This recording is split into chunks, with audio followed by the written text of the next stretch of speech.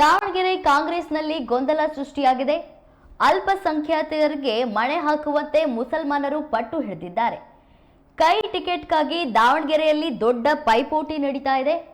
ಸಚಿವ ಮಲ್ಲಿಕಾರ್ಜುನ ಪುತ್ರನಿಗೆ ಟಿಕೆಟ್ ನೀಡುವಂತೆ ಆಗ್ರಹವನ್ನ ಮಾಡಲಾಗಿದೆ.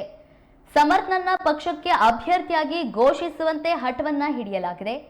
ಯಾರಿಗೆ ಮಣೆ ಹಾಕಲಿದೆ ಕೈ ಹೈಕಮಾಂಡ್ ಕಾದ್ ನೋಡಬೇಕಾಗಿದೆ. ದಾವಣಗೆರೆ ದಕ್ಷಿಣ ಮತ್ತು ಬಾಗಲಕೋಟೆ ಉಪಚುನಾವಣೆಗಳಿಗೆ ವಿಪಕ್ಷ ಬಿಜೆಪಿ ಈಗಾಗಲೇ ತನ್ನ ಅಭ್ಯರ್ಥಿಗಳ ಹೆಸರು ಘೋಷಣೆ ಮಾಡಿದೆ. ಆದರೆ ಆಡಳಿತಾರೂಢ ಕಾಂಗ್ರೆಸ್ನಲ್ಲಿ ಈ ಬಗ್ಗೆ ಗೊಂದಲ ಮುಂದುವರೆದಿದ್ದು ಅಭ್ಯರ್ಥಿಗಳ ಆಯ್ಕೆಯೇ ಕಗ್ಗಂಟಾಗಿ ಮಾರ್ಪಟ್ಟಿದೆ. ಬಾಗಲಕೋಟೆಯಲ್ಲಿ ಮೇಟಿ ಕುಟುಂಬಸ್ಥರಿಗೆ ಟಿಕೆಟ್ ಪಕ್ಕ ಎನ್ನಲಾಗಿದ್ದರೂ 4 ಮಕ್ಕಳ ಪೈಕಿ ಯಾರಿಗೆ ಪಕ್ಷ ಮಣೆ ಹಾಕಲಿದೆ ಎಂಬ ಪ್ರಶ್ನೆ ಸದ್ಯ ಉದ್ಭವಿಸಿದೆ. ಮತ್ತೊಂದೆಡೆ ದಾವಣಗೆರೆ ದಕ್ಷಿಣ ಕ್ಷೇತ್ರದಲ್ಲಿ ಟಿಕೆಟ್ಗಾಗಿ ಕೈಮನೆಯ ಒಳಗೆಯೇ ಭಾರಿ ಗುದ್ದಾಟ ನಡೆಯುತ್ತಿರುವ ಕಾರಣ ಅಭ್ಯರ್ಥಿ ಯಾರಾಗಬಹುದೆಂಬ ಬಗ್ಗೆ ಸ್ವಪಕ್ಷ ನಾಯಕರಿಗೆ ಸ್ಪಷ್ಟತೆ ಸಿಕ್ಕಿಲ್ಲ.